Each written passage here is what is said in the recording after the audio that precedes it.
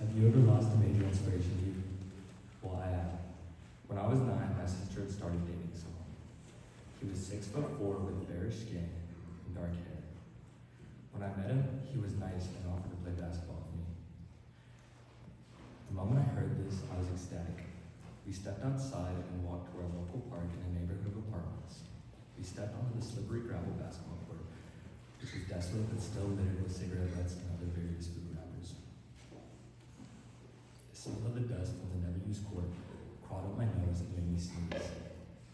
The cold air surrounded me, and I was consumed by the anxiety of realizing that I was a 5'6", 190-pound 9-year-old, trying to impress a fully grown man in sports. I ignored my fear and anxiety, and instead tried to look and act like I knew what I was doing. To say the least, he saw right through me and laughed as I failed to dribble past him. Luckily, he was nice enough to reassure me I'd get better and offer to teach me, which I did not hesitate to agree to. After a few days of practicing basketball every morning, I finally started to notice an improvement, and that's when my sister's boyfriend had finally asked me if I played any other sports. I told him I played football, and at the time I was starting boxing. He played football with me and taught me how to play as an effective running back. Throughout the week of living with my sister and her boyfriend, he taught me how to cook and season foods without making them too flavorful. The idea of cooking for myself and making food for other people to enjoy made me happy.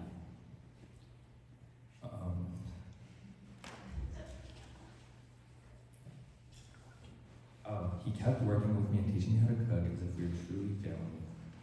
He taught me how to shave without making myself before I even had facial hair, and I looked up to him like I would my own father. Over the span of a few months, I grew closer and closer to my sister's boyfriend.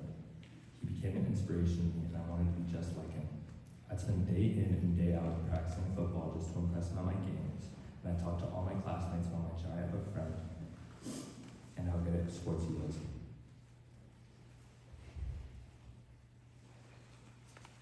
We played video games while eating the food we had just cooked, and for the first time in my life, I truly felt like I fit and that I was accepted by him and his friend. They would sing and play guitar, recording my music and uploading it to SoundCloud and YouTube. I was immensely intrigued by this and started searching SoundCloud for their music. After a long hunt for the songs I've been looking for, I gave up and texted him asking for him to send me their music. I finally had them, but when I listened, I wasn't as amused as I initially was. However, I still enjoyed them. I wanted to find similar music, so hence the SoundCloud search continued. I came across other songs that I enjoyed, and listened to them on repeat. Subsequently, I became heavily interested in the rap and R&B music industry due to my brother, due to my sister's boyfriend, and his relationship with rap and R&B music. 3 weeks later, he proposed to my sister and we were engaged. Our family celebrated, and I finally had an older brother I looked up to.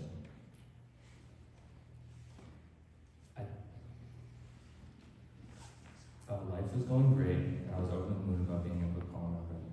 I thought about how much I'd grown since we met. I was now a starting running back for my school's varsity. I had an elite Spotify playlist, and I was still improving at basketball.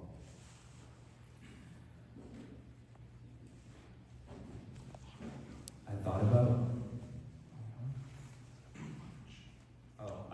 how much he taught me and how much I credit him with my success in sports and football prowess. I was grateful he was family, and I couldn't wait to make more memories with him and my sister. Over the span of a few months,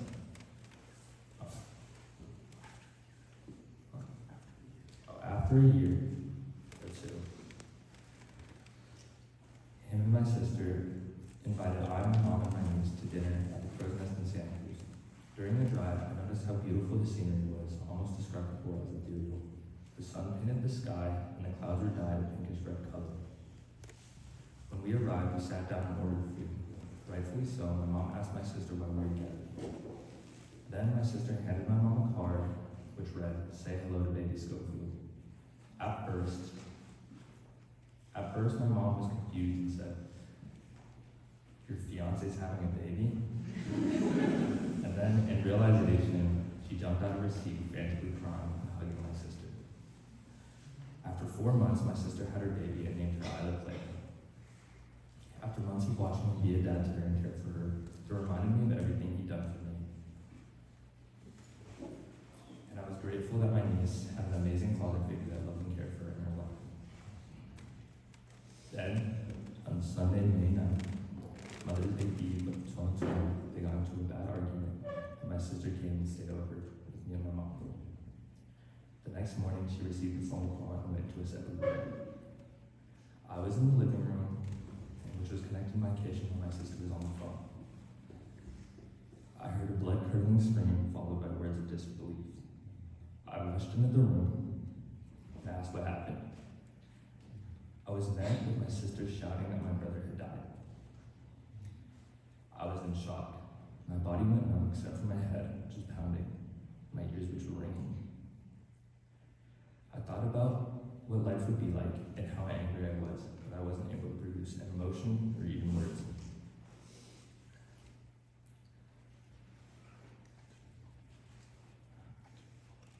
I didn't believe that any of this was happening.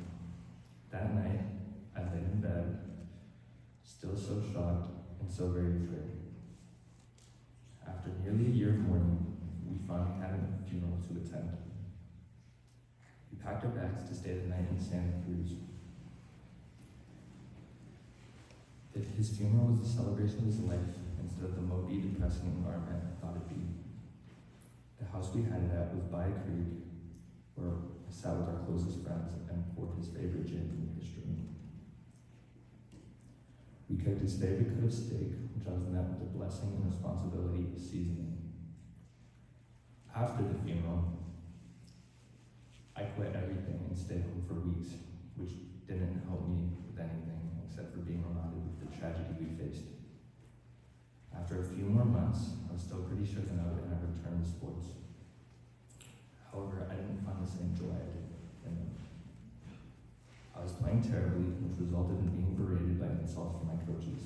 Something that stuck with me throughout their period was the sentence, "Weren't you taught to play running back? What a shitty job they did." This made me extremely angry, however I kept playing.